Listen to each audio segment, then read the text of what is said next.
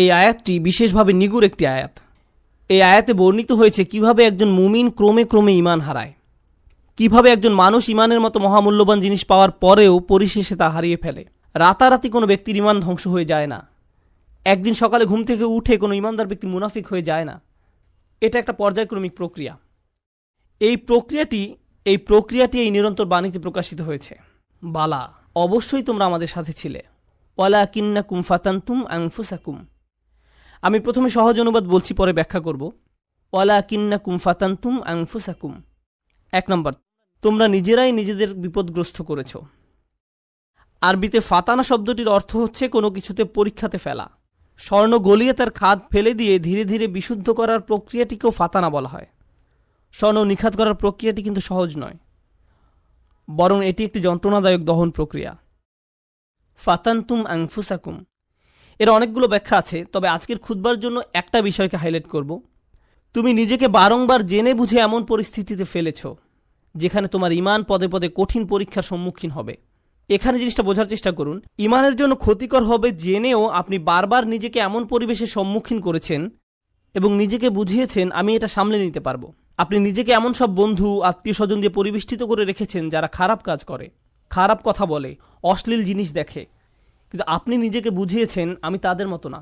আপনি বারবার ওই সব পরিবেশে যেতেন, আপনি এমন সব আড্ডায়, জায়গায়, পরিস্থিতিতে দিনের পর দিন, মাসের পর মাস, বছরের পর বছর মিশেছেন। আপনি নিজেকে প্রবোধ দিয়েছেন এইসব আমার উপরে কোনো প্রভাব ফেলবে না, সবাইকে প্রভাবিত করলেও আমাকে করবে না। এমনিতেই তারা ঈমান হারা হয়ে যায়নি। ঈমান ধ্বংসের প্রথম ধাপটি হচ্ছে অসৎসঙ্গ।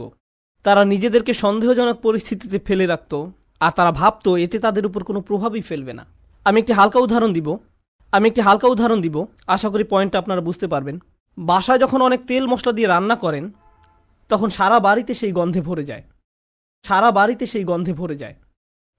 আপনি বাসার ভেতর থেকে সেই গন্ধ বুঝতে পারবেন না, কিন্তু যখন বাইরে থেকে একজন বাসায় প্রবেশ করে, বিশেষত কোনো আরব যদি আসে, সে ভাবে যে কোনো দূষিত পরিবেশে এসে পড়েছে। কয়েক ঘন্টা পার হওয়ার পর সে অভ্যস্ত হয়ে যায়, শুধু অক্সিজেন মনে হয়।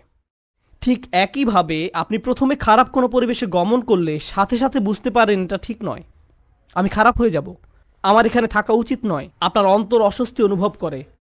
কিন্তু আপনি যদি বারবার এই পরিবেশে যেতে থাকেন, তখন কি হবে? আপনি আর খারাপ বোধ করবেন না। কেউ যদি জীবনে প্রথমবার কোনো ধূমপায়ীর পাশে বসে, তখন সিগারেটের গন্ধে সে কাশতে থাকবে, চোখ দিয়ে পানি আসবে, ফ্রেশ বাতাসের জন্য ছটফট করবে এবং সে দ্রুত সেই জায়গা ছেড়ে চলে যেতে চাইবে। বছরখানেক পর এটাই তাদের অক্সিজেনে পরিণত হয়। সিগারেট ছাড়া তারা নিঃশ্বাসও নিতে পারে না। তাহলে প্রথম সমস্যা হলো আপনি নিজেকে অসৎ পরিবেশে ফেলে রাখেন। ফাতানতুম আনফুসাকুম। দ্বিতীয় সমস্যাটি কি ছিল? দ্বিতীয় সমস্যাটি ছিল ওয়াতারাব্বাসতুম। তোমরা প্রতীক্ষা করেছ, দীর্ঘসূত্রিতা করেছ। এখানে দীর্ঘসূত্রিতা বলতে কি বোঝানো হচ্ছে? আপনি বুঝতে পেরেছিলেন যে এটা খারাপ, আপনার নিজের বিবেকের মাধ্যমে আপনি বুঝতে পেরেছিলেন যে আমার নিজেকে পরিবর্তন করা উচিত, কিন্তু নিজেকে বুঝিয়েছেন ইনশাআল্লাহ আমি খুব দ্রুত নিজেকে পরিবর্তন করব, আমি জানি নিজেকে পাল্টাতে হবে, আমি জানি এটা খারাপ, শুধু এই সপ্তাহ পরেই আমি সম্পূর্ণ ভিন্ন মানুষে পরিণত হব। বেশি না, আর একটা সেমিস্টার 2 মাস ওই বকে যাওয়া বন্ধুদের সাথে থাকবো, তারপর আমি অন্য কোর্স নিব। এখন ওদেরকে রাগানো ঠিক হবে না, আমি জানি এটা খারাপ, শুধু এই 1 মাস আমি এসব করব। আর এই 1 সপ্তাহ, এই আর 1টা বা 2টা পার্টি, 1টা 2টা ড্রিঙ্কস, এভাবে আপনি নিজেকে বলতে থাকেন। আর সামান্য একটু এই 9-10 মাস পরেই তো রমজানে সব ছেড়ে দিব, পুরাই চেঞ্জ হয়ে যাব। আমার প্ল্যান আছে হজে যাওয়ার, হজ থেকে আসার পর দেখবেন আমি কেমন ভালো মানুষে পরিণত হই। এভাবে আপনি নিজেকে বলতে থাকেন, আর সামান্য একটু, কিন্তু সে পর্যন্ত আমার জন্য দোয়া করতে থাকুন। ওয়াতারাব্বাসতুম। এই মুহূর্ত থেকে নিজেকে পরিবর্তন করতে চান না, আপনি নিজেকে শুধু খারাপ পরিবেশে ফেলেই রাখছেন না, এখনো নিজেকে পরিবর্তনের জন্য কোনো পদক্ষেপ নিতেও প্রস্তুত নন। মনে হচ্ছে আপনার কাছ থেকে অনেক বেশি কিছু চাওয়া হচ্ছে। যেভাবে আছেন সেভাবেই থাকতে চান, আরো কিছু খারাপ উপভোগ করতে চান। এটাই ওয়াতারাব্বাসতুম। আপনি ধারণা করে আছেন, আপনার প্রথম ধারণা ছিল আমি খারাপ পরিবেশে থাকলেও এটা আমার উপর কোনো প্রভাব ফেলতে পারবে না। সময়ের সাথে সাথে ভয়ঙ্কর খারাপ কিছু আপনার কাছে স্বাভাবিক হয়ে যায়। এখন অতারাব্বাস্তুম বা অপেক্ষা করতে থাকা, দীর্ঘসূত্রিতা করার প্রভাব কি? আপনি ভাবছিলেন আপনি যে কোনো সময় এই খারাপ কর্ম পরিত্যাগ করতে পারবেন, সব খারাপ সঙ্গ থেকে যে কোনো সময় সরে আসতে পারবেন। আরে আমি তো আর আসক্ত না, আমার তো আর এটার দরকার নেই, আমি তো আর এর সাথে আটকে যাইনি, যখন তখন বেরিয়ে যেতে পারবো। কিন্তু বাস্তবতা এটা নয়। যত বেশি সময় আপনি এর সাথে জড়িয়ে থাকবেন আপনি তত বেশি এতে আসক্ত হবেন। তারপর এর থেকে বেরিয়ে যাওয়া অসম্ভব হয়ে পড়ে। আপনি আষ্টেপৃষ্ঠে মাথা পড়েন, সম্পূর্ণ ডুবন্ত অবস্থায় নিজেকে আবিষ্কার করেন। আপনি এখন জানেনও না এই পরিবেশের বাইরে সুস্থ জীবনের মানে কি। এরপর আপনি নিজেকে বলতে শুরু করেন, অনেক দেরি হয়ে গেছে, আর সম্ভব না। এরকম ঘটার পর এক অপরাধ বোধের জন্ম নিবে। আমি বহুদিন ধরে এত এত পাপ কাজ করে আসছি, আমার আরও অনেক আগেই তওবা করা উচিত ছিল, এখন অনেক দেরি হয়ে গেছে। নিজেকে খারাপ ভাবতে অথবা মনের ভেতরে অনুশোচনা নিয়ে বেশি দিন কাটাতে কেউই পছন্দ করে না। তখন শয়তান এসে বলবে, তুমি এত অপরাধ বোধে ভুগছো কেন? তোমার তো কোনো দোষ নেই। এই ইসলাম নামের জিনিসটাই তোমার মনের ভেতর যত অপরাধ বোধের জন্ম দিয়েছে। এই ইসলাম বলছে এটা হারাম, ওটা গুনাহ, এভাবে কথা বলবে না, ওটা খেও না, অমুকটা দেখো না, ওখানে যেও না। এই ইসলাম তোমাকে নিজের সম্পর্কে খারাপ ধারণা দিচ্ছে। আচ্ছা, এই ইসলাম যে এত কঠিন সব নিয়মকানুন মেনে চলতে বলছে, এটা সত্য কিনা তুমি কি নিশ্চিত? শয়তানের ওয়াসওয়াসা শুনে বিভ্রান্ত ব্যক্তি ভাবতে থাকে, আমি আসলে কেন ইসলামে বিশ্বাস করি? মনে হয় যেন ইসলাম চায় না আমি আনন্দে থাকি। আমি শুধু আমার জীবন উপভোগ করতে চাই, আমি সুখী হতে চাই, আমি স্বাধীনভাবে বন্ধুবান্ধবের সাথে মৌজমাস্তি করতে চাই, জীবনকে সর্বোচ্চ উপভোগ করতে চাই। আমি তো এমনিতেই কোরআনের সত্যতা সম্পর্কে নিশ্চিত নই। আল্লাহ বলে কেউ আছে কিনা এই ব্যাপারে আমার সন্দেহ আছে। এই কোরআন হাদিস কতটা নির্ভরযোগ্য? আমাদের আশেপাশে এরকম বিভ্রান্ত অবস্থায় অনেক আব্দুল্লাহ, জয়নব, আলী, ফাতিমা, আব্দুল করিম, আহমদ, রুকাইয়া তরুণ তরুণীর আমরা দেখতে পাই। তারা খুব নির্ভীকভাবে বলে, ইসলাম নিয়ে আমার মনে অনেক সন্দেহ আছে। আর এই মানুষগুলো এমন নয় যে তাদের দর্শন শাস্ত্রে পিএইচডি রয়েছে বা ইসলামের ইতিহাসে ব্যাপক জ্ঞান রয়েছে, কিংবা এসব বিষয়ে বহুদিনের অধ্যয়নের ফলে তাদের মনে ধীরে ধীরে সংশয়ের জন্ম নিয়েছে। আসল ব্যাপার তা নয়। এরা নিজেদের জন্য জেনে বুঝে খারাপ সঙ্গ এবং অসৎ পরিবেশ বেছে নিয়েছিল। আমি যেমন শত শত মানুষের সাথে কথা বলেছি, তারা আক্ষরিক অর্থে এই আয়াতের ভিতরে জীবনযাপন করছে। তোমরা নিজেরাই নিজেদেরকে বিপদগ্রস্ত করেছ, প্রতীক্ষা করেছ, সন্দেহ পোষণ করেছ এবং অলিক আশার পেছনে বিভ্রান্ত হয়েছ। অবশেষে আল্লাহর আদেশ এসে পৌঁছেছে। তারপর এক সময় তারা ধর্ম নিয়ে সন্দেহ পোষণ করতে থাকে, কিন্তু তাদের এই সন্দেহের সাথে যুক্তি বা বুদ্ধির কোনো সম্পর্ক নেই। ওয়ারতাবতুম, সন্দেহ পোষণ করেছে। জানেন সন্দেহ কি করে? সন্দেহ প্রথমে তাদের ইসলামের গণ্ডি থেকে বের করে দিবে। তারা এভাবে নিজেকে সান্ত্বনা দিবে, এটা তো আসলে পুরোপুরি সত্য না, সুতরাং এটা না মানার কারণে আমার খারাপ অনুভব করার দরকার নেই। যখন তাদের মনে সন্দেহ দানা বাঁধতে থাকে এবং সময়ের সাথে সাথে সেই দানা দেয়ালে পরিণত হয়, তখন তারা এই দেয়ালের আড়ালে নিজেকে লুকাবে এবং নানা প্রকারের অনৈতিক কাজের বৈধতা দেবে। একবার যখন তারা এই পর্যায়ে এসে উপনীত হবে, তখন দুটো জিনিস তাদের কাছ থেকে তুলে নেওয়া হবে। জান্নাতের আকাঙ্ক্ষা কেড়ে নেওয়া হবে, আল্লাহর সন্তুষ্টি লাভের আকাঙ্ক্ষা কেড়ে নেওয়া হবে। অন্তরে সেই বিশেষ নূর ধারণ, স্পৃহা, এইসব কিছু চাওয়ার বাসনা হারাবে। তাদের এই দুনিয়াতেই সেটা নেই। যে লোক আল্লাহর নিকট থেকে সেই সফলতা পেতে চায়, আল্লাহ তাদেরকে এই দুনিয়াতেই তা দিবেন, কিন্তু সেই আকাঙ্ক্ষা তো এখন আর অবশিষ্ট নেই। তাদের এই সম্পর্কে সন্দেহ রয়েছে। 2 নাম্বার, জাহান্নামের ভয় হারাবে। এই দুইটা জিনিস তারা হারাবে, আল্লাহর সন্তুষ্টি লাভের প্রত্যাশা এবং জাহান্নামের আতঙ্ক। এই ব্যক্তির কাছে এখন কিয়ামত বা বিচার দিবসের কোনো মূল্য নেই। কেউ তার সামনে জান্নাত, জাহান্নাম, শেষ বিচারের কথা বললে এটা তার কাছে তামাশা মনে হয় এবং এমনকি এইসব নিয়ে হাসি ঠাট্টা করবে। আল্লাহর সাথে আমাদের সম্পর্কগুলোর অন্যতম একটি মৌলিক সম্পর্ক হলো তার নিকট দোয়া করা। তার সাহায্যের কাঙ্গাল আমরা। আমাদের ধর্মীয় ক্ষেত্রে তার সাহায্য দরকার, হেদায়েত পাওয়ার ক্ষেত্রে তার সাহায্য দরকার, সত্য পথের উপর টিকে থাকার জন্য, অসৎ পথ থেকে দূরে থাকার জন্য, তার ক্ষমা পাওয়ার জন্য আমাদের তার সাহায্য দরকার। তার সহায়তা দরকার আধ্যাত্মিক ক্ষেত্রে, আমাদের ঈমানের জন্য। এছাড়াও জীবন পরিচালনার সকল ক্ষেত্রে আমরা তার সাহায্যের মুখাপেক্ষী। আমাদের পারিবারিক বিষয়ে তার সাহায্য দরকার, অর্থনৈতিক ক্ষেত্রে তার সাহায্য প্রয়োজন আমাদের। আপনাদের মাঝে অনেকেই এমন আছেন যারা ভয়ঙ্কর অর্থনৈতিক সমস্যায় নিমজ্জিত। কেউ আপনার সমস্যার কথা বুঝে না, একমাত্র আল্লাহ এবং আপনি ছাড়া আর কেউ বুঝে না। আপনি আপনার সমস্যার কথা কাউকে বোঝাতে ব্যর্থ হয়েছেন, তারা বুঝে না। একমাত্র আল্লাহ ছাড়া আর কেউ জানে না আপনি কি মুসিবতে জীবন অতিবাহিত করছেন। আমাদের সকলেরই কোনো না কোনো সমস্যা রয়েছে। আল্লাহ নিজেই দুনিয়ার জীবনের এই বাস্তবতার কথা কোরআনে উল্লেখ করেছেন। তিনি বলেন, লাকাদ খলাকনাল ইনসানা ফি কাবাদ, নিশ্চয়ই আমি মানুষকে শ্রম নির্ভর রূপে সৃষ্টি করেছি। হয় আপনি মানসিকভাবে পরিশ্রান্ত, না হয় ইমোশনালি আপনি ক্লান্ত। অতিরিক্ত কাজের চাপে আপনি পরিশ্রান্ত, শারীরিকভাবে আপনি ক্লান্ত, স্বাস্থ্যগত দিক দিয়ে আপনি পরিশ্রান্ত, বয়সের ভারে আপনি ক্লান্ত। আপনার সমস্যা থেকে বের হয়ে আসার জন্য অনেক সমাধান খুঁজছেন, কিন্তু কিছুই কাজ করছে না। এভাবে আপনার সৃজনশীলতাও একসময় নষ্ট হয়ে যায়। আমরা সবসময় পরিশ্রান্ত জীবনযাপন করছি, আমরা প্রতিনিয়ত কোনো না কোনো সমস্যায় জর্জরিত। এই সমস্যাগুলো আমাদের চিন্তাশক্তির বেশিরভাগ অংশ দখল করে রাখে। অনেক সময় ইতিবাচক চিন্তা করার জন্য নিজের উপর জোর খাটাতে হয়, কারণ আপনি যদি জোর করে ইতিবাচক চিন্তা না করেন, তাহলে নেতিবাচক চিন্তাগুলো সবসময় এসে আপনার মাথায় জড়ো হয়ে থাকে। সব সমস্যা যেগুলো সমাধান দরকার এগুলো নিয়েই আমরা সবসময় চিন্তামগ্ন থাকি। আল্লাহর সাথে আমাদের সম্পর্কগুলোর একটি হলো আমরা যেন আমাদের সমস্যাগুলো সমাধানের জন্য তার নিকট দোয়া করতে পারি, আমাদের যা যা দরকার আমরা যেন সেটা তার নিকট চাইতে পারি। তো আজ আমি যে বিষয়টি নিয়ে কথা বলতে চাই এমন একটি সিক্রেট উপাদান যার মাধ্যমে আমরা আল্লাহর নিকট যা ইচ্ছা তাই চাওয়ার সামর্থ্য অর্জন করতে পারি। আমরা সবাই বিভিন্ন জিনিস আল্লাহর কাছে চাই, আর সেটা হতে পারে আল্লাহ এবং বান্দার মাঝে একান্ত গোপন কোনো ব্যাপার। আপনি যদি আসলেই আল্লাহর নিকট থেকে আপনার দোয়ার উত্তর আশা করেন তাহলে কিছু শর্ত আগে পূরণ করতে হবে। আর তার মাঝে অন্যতম একটি গুরুত্বপূর্ণ ব্যাপার যা কোরআনে সর্বত্র বিশেষ জোর দেওয়া হয়েছে তা হলো আমাকে এবং আপনাকে সবার আগে আল্লাহর নিকট নিঃশর্ত ক্ষমা চাইতে হবে। তার নিকট কোনো কিছু চাওয়ার পূর্বে আপনাকে ক্ষমা চাইতে হবে, আপনাকে ক্ষমা চাইতে হবে। আমার আপনার যে প্রয়োজনগুলো আছে সেগুলো চাওয়ার পূর্বে আমাদেরকে আল্লাহর নিকট পরিপূর্ণ আন্তরিকতার সাথে ক্ষমা চাইতে হবে। এটা শোনার পর আপনি হয়তো জিজ্ঞেস করতে পারেন ক্ষমা চাওয়ার জন্য কোন দোয়া পড়তে হবে বা ক্ষমা চাওয়ার জন্য শ্রেষ্ঠ দোয়া কোনটি। মানুষ বিভিন্ন অকেশনে বিভিন্ন রকমের দোয়া পড়ে। যেমন কোনো সন্তান সম্ভব বা মা এসে জিজ্ঞেস করে কিছুদিনের মধ্যে আমার বাচ্চা হবে, এখন আমার বাচ্চার জন্য কোন দোয়াটি আমি পড়তে পারি। অথবা কেউ একজন এসে বলতে পারে যে আমি চাকরির ইন্টারভিউ দিতে যাচ্ছি, কোন দোয়াটি আমি এখন পড়তে পারি, আমাকে বিশেষ বিশেষ সময় উপলক্ষে বিশেষ বিশেষ দোয়া প্রদান করুন। আমি আপনাদের বলছি বিশেষ সময়ের ওই দোয়াগুলো অবশ্যই গুরুত্বপূর্ণ, কারণ সেগুলো পবিত্র এবং আল্লাহর কাছ থেকে অবতীর্ণ। কিন্তু সকল সমস্যার ক্ষেত্রে কমন দোয়া হলো যে একটি দোয়া আপনার সকল সমস্যা দূর করবে, তা হলো সত্যিকার অর্থে আল্লাহর নিকট ক্ষমা প্রার্থনা করা। নূহ আলাইহিস সালাম তার জাতিকে আল্লাহর নিকট ডেকেছিলেন 900 বছরেরও বেশি সময় ধরে। তিনি তাদের নিকট অবিরাম দাওয়াত দিয়ে গেছেন।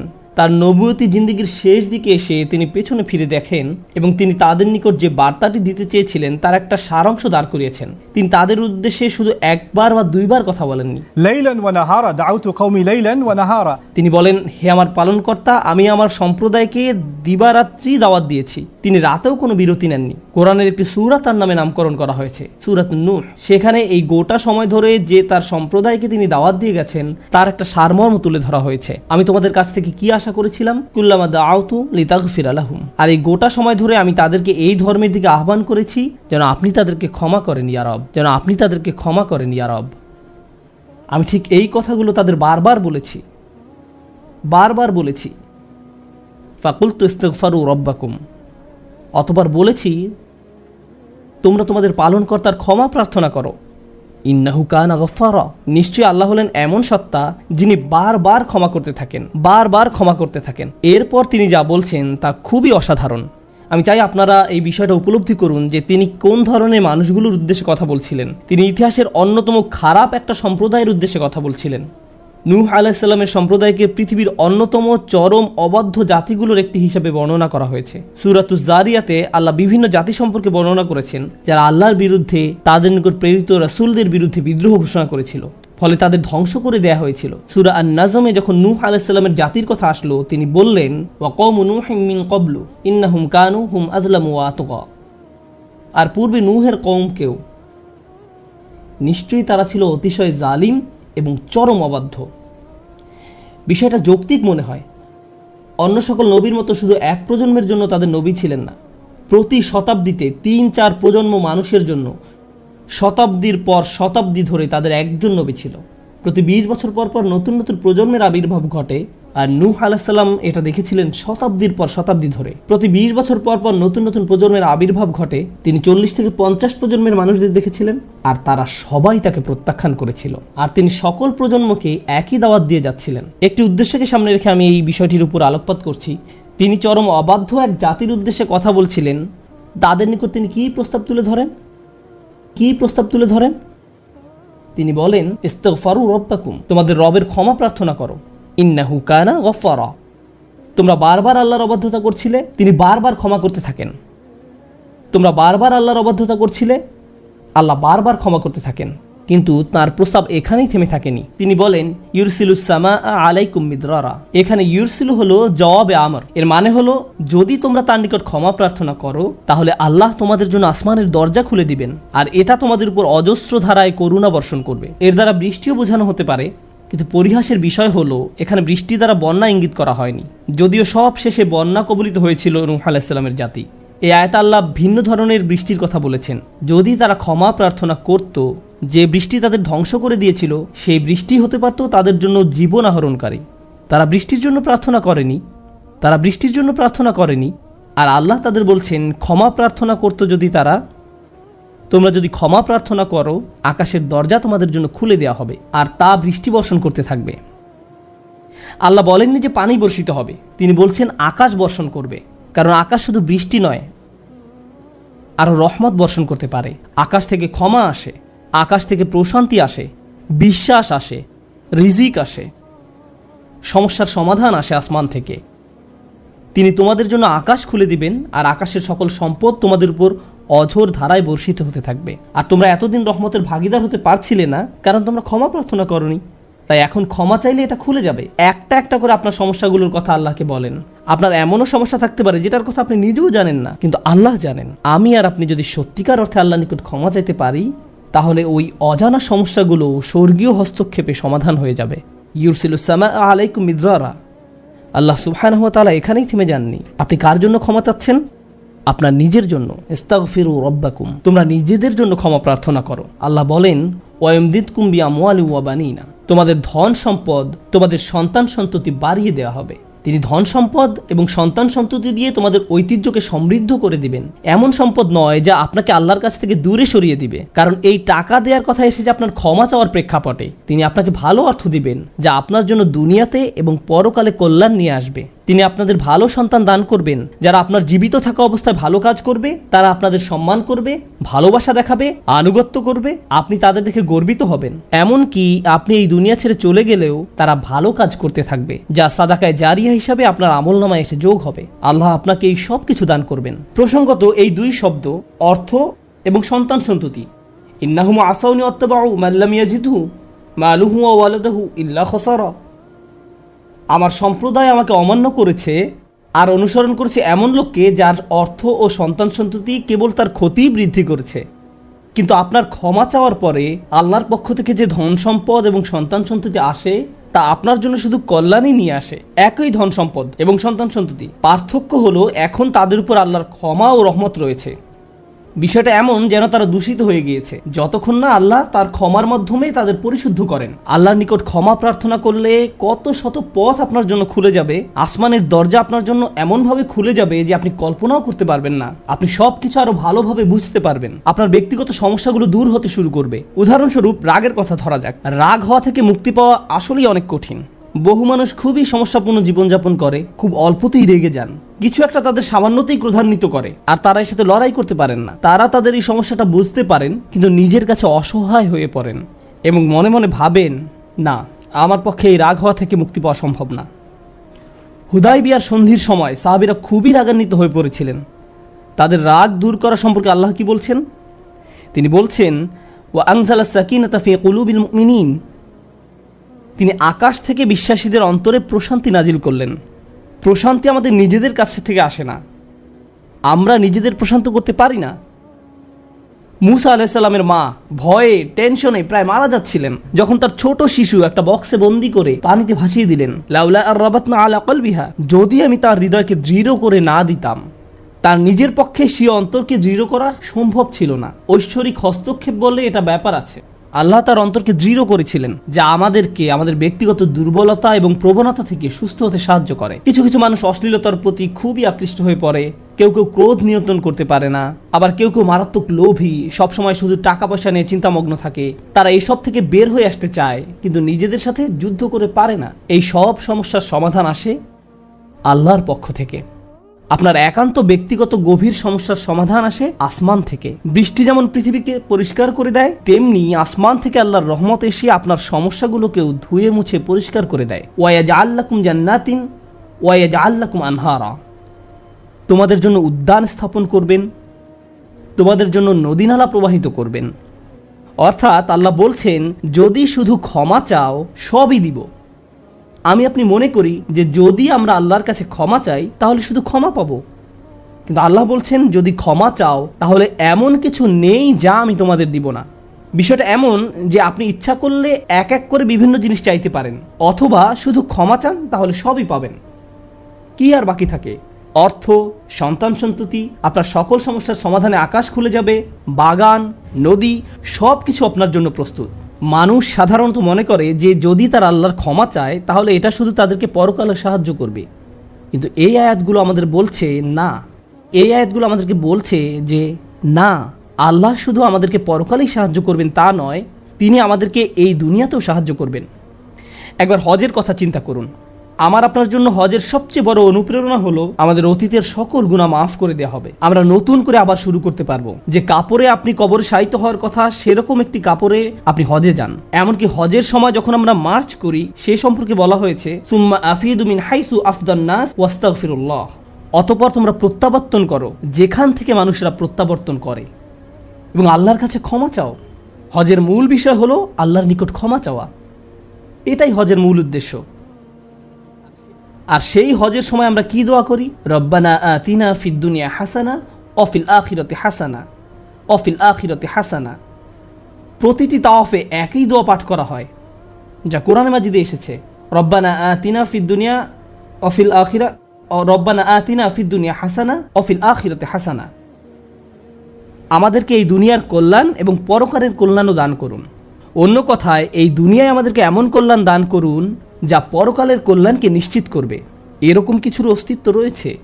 আর এই সব কিছু আমরা তখনই পাব যখন আপনি আন্তরিকতার সাথে আল্লাহর নিকট ক্ষমা চাইব।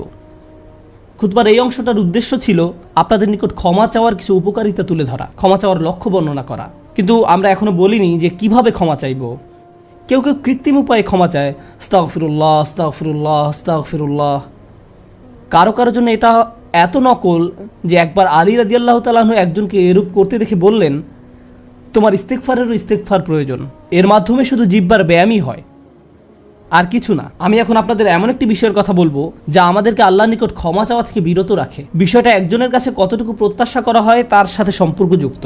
কিছু কিছু মানুষ মনে মনে এই সিদ্ধান্তে উপনীত হয়ে যায় যে আমি সারা জীবন ধরে অসংখ্য পাপে নিমজ্জিত ছিলাম, আল্লাহ মনে হয় আমাকে খুব একটা পছন্দ করেন না। কোনো কোনো মানুষ এমনকি এতদূর পর্যন্ত চলে যায় যে বলে ওঠে, আল্লাহ আমাকে পছন্দ করেন না, আল্লাহ আমার উপর খুবই রাগান্বিত। আমি জানতাম আল্লাহ এই কাজগুলো আমাকে করতে নিষেধ করেছেন, কিন্তু তারপরেও আমি করেছি। শুধু একবার নয়, বহুবার এই খারাপ কাজগুলো করেছি। সুতরাং আল্লাহর ভালো মানুষের তালিকায় আমি নেই, আমার নামাজের কোনো দাম নেই। মানুষ যখন নিজের সম্পর্কে এইরকম ধারণা পোষণ করে, তখন সে কি করে জানেন? আমি তো খুবই খারাপ মানুষ। আপনি কি আমার জন্য একটু দোয়া করতে পারবেন? কারণ আমি ইতোমধ্যে দোয়া করার যোগ্যতা হারিয়ে ফেলেছি। এখন আপনাকে আমার জন্য দোয়া করতে হবে, কারণ আমি আশা করছি আল্লাহ অন্তত আপনার দোয়া কবুল করবেন। এতে হয়তো আমার একটা সুযোগ তৈরি হতে পারে, কারণ আমার কথা তিনি শুনবেন না। আপনাদেরকে আবার একটু পিছনে নিয়ে যাই। নূহ আলাইহিসসালাম কাদের কাছে আল্লাহর নিকট ক্ষমা চাওয়ার এই প্রস্তাব তুলে ধরেছিলেন? নূহ আলাইহিসসালাম কি এমন মানুষদের নিকট এই প্রস্তাব তুলে ধরেছিলেন যারা সারা রাত মসজিদে কাটাতো, যারা প্রতি বছর হজ পালন করতে যেত, রোজা রাখত এবং অন্যান্য সৎ কাজ করত? না, নূহ আলাইহিসসালাম ক্ষমা পাওয়ার এই প্রস্তাব তুলে ধরেন ইতিহাসের অন্যতম একটি বিদ্রোহী সম্প্রদায়ের প্রতি, যারা প্রজন্মের পর প্রজন্ম ধরে বিদ্রোহী ছিল। তিনি তাদের বলেন, তোমরা যদি শুধু ক্ষমা চাও, আল্লাহ শুধু তোমাদের ক্ষমা করবেন তাই নয়, বরং তিনি তোমাদের জন্য আকাশের ধনভাণ্ডার খুলে দেবেন। নিজের সম্পর্কে এমন বলবেন না যে আমি অনেক দূরে হারিয়ে গেছি, যদি কিছু হয় তা হবে আমার মায়ের দোয়াতে বা অন্য কারো দোয়াতে। আপনার মনের এমন অবস্থার সুযোগ গ্রহণ করে শয়তান। মানুষের মনের হতাশাজনক পরিস্থিতির সুযোগ গ্রহণ করে শয়তান, আর এর মাধ্যমে তাকে শিরকে নিমজ্জিত করে। এই হতাশা শিরকের একটি দরজা। কেন জানেন? তখন মিথ্যা ধর্ম আসে এবং আপনাকে বলে আপনি তো অনেক বড় পাপী, আপনার পক্ষে ক্ষমা পাওয়া সম্ভব নয়। যিশুকে বলুন আপনাকে ক্ষমা করে দিতে। আপনি যিশুর সাথে ভালো সম্পর্ক করুন, তিনি আল্লাহর সাথে আপনার সম্পর্ক ভালো করে দিবেন। আল্লাহ এবং আপনার মাঝখানে যিশু এসে দাঁড়াবে, অথবা তারা অন্য কাউকে মাঝখানে দাঁড় করাবে, বলবে অমুক পীর, তার কবরের কাছে গিয়ে কিছু চকলেট রাখো। তাহলে তিনি আল্লাহকে বলবেন আপনার সমস্যার সমাধান করে দিতে। আপনি এখন আল্লাহর সাথে কথা বলতে পারবেন না, কিন্তু ওই পীর তিনি আল্লাহর প্রিয় বান্দা, তাই আপনি তার মাধ্যমে আল্লাহর কাছে আপনার দরখাস্ত পেশ করুন। এভাবে শিরকের দরজা খুলে যায়। অন্য কথায়, আল্লাহর সাথে আমাদের সরাসরি যোগাযোগের মূল বিষয়টি তাওহীদের মানেই হলো সরাসরি যোগাযোগ। লা ইলাহা ইল্লাল্লাহ একই কথা বলে, আর এই সব কিছুর মূল কথা হলো আপনার যা প্রয়োজন তা সরাসরি আল্লাহর নিকট প্রার্থনা করুন। যে বিষয়টি আমাদের সকল প্রয়োজন পূরণ করবে তা হলো আল্লাহর নিকট ক্ষমা প্রার্থনা করা। এখন এই ক্ষমা চাওয়াটা দুইভাবে হয়ে থাকে, জিহ্বার মাধ্যমে ক্ষমা চাওয়া এবং অন্তরের মাধ্যমে ক্ষমা চাওয়া। মানুষ সাধারণত নিজের পক্ষে যুক্তি দিয়ে থাকে। আমি যদি কোনো কারণে আপনার সমালোচনা করি, যেমন ধরুন কাউকে বললাম, এই যে আমি আপনাকে অমুক অমুক কথা বলতে শুনেছি, সে তাৎক্ষণিক হয়তো বলে উঠবে, এক্সকিউজ মি, আমি এমনটা বোঝাতে চাইনি, আপনি তো পুরো ঘটনাটা জানেনই না। আপনি সাথে সাথে নিজের পক্ষে যুক্তি দিতে শুরু করেন, আত্মরক্ষামূলক হয়ে ওঠেন।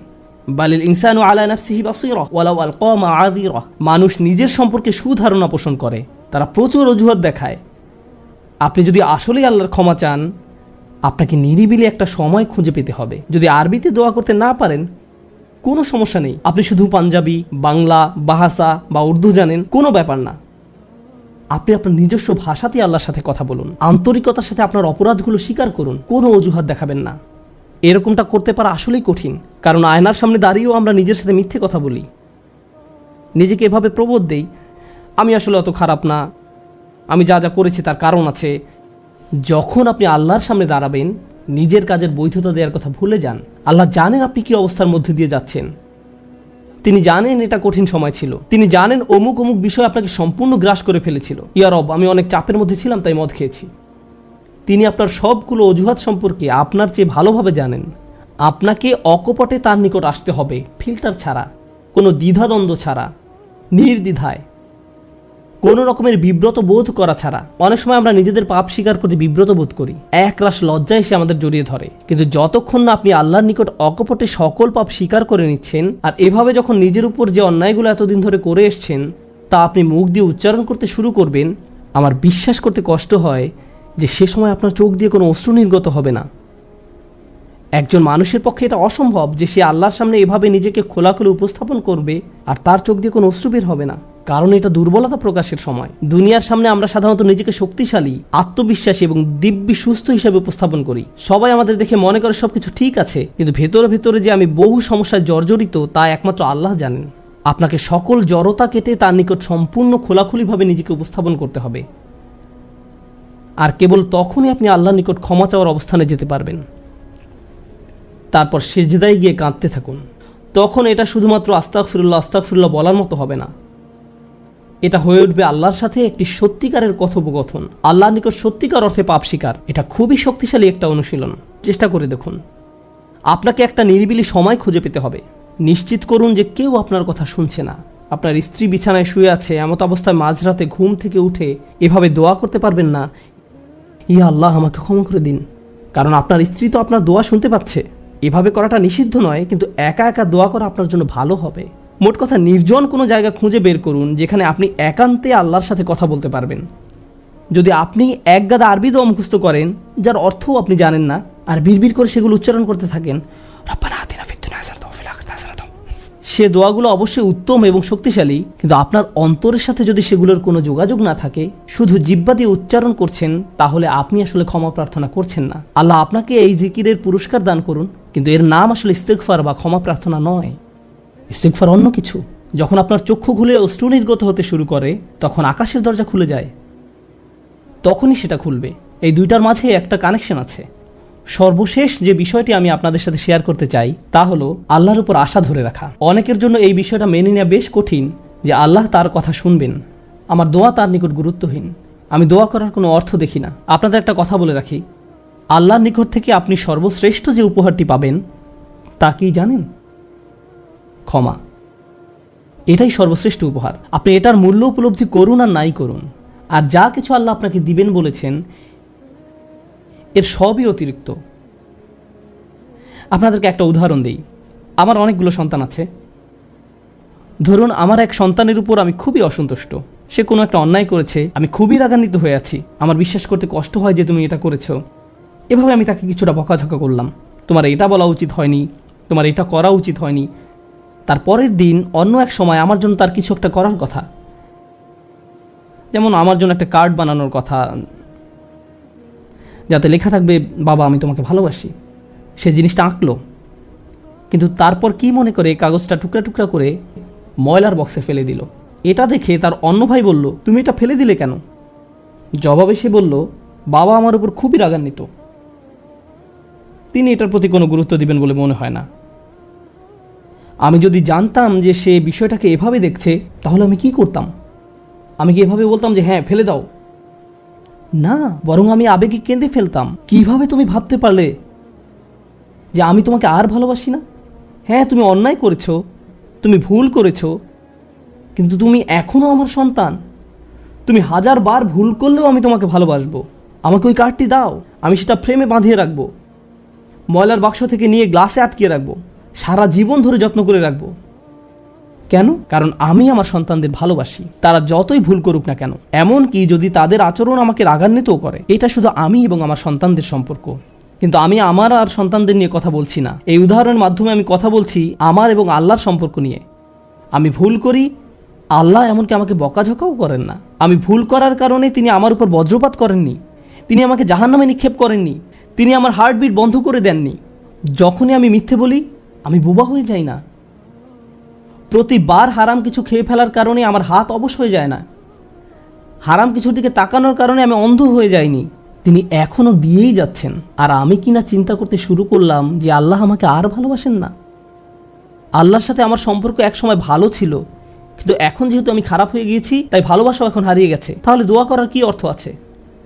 মনে রাখুন, আল্লাহর মতো কেউ আপনাকে ভালোবাসে না। আমি আমার সন্তান বা পিতামাতার প্রতি যে ভালোবাসা প্রদর্শন করি, তা আল্লাহ তাআলা আমার ভেতরে দিয়েছেন।